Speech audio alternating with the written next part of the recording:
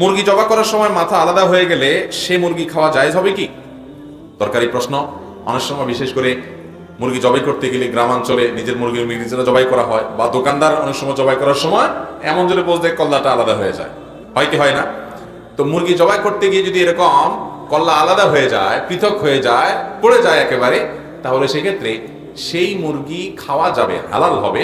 কারণ মুরগি বা যে কোনো পশু জবেটা হালাল হওয়ার জন্য তার রগগুলো ঠিকঠাক মতো কাটা যাওয়া হলো শর্ত।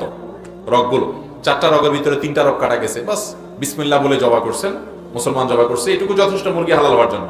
সেটুক তো হয়েছে, বিসমিল্লাহ আল্লাহু আকবার বলে বলছে, আবার রগও কাটা গেছে, মুরগি খাওয়া হালাল। কিন্তু কল্লা যে পৃথক হয়ে গেছে, এটা ইচ্ছাকৃত এরকম করা অবশ্যই অনুচিত।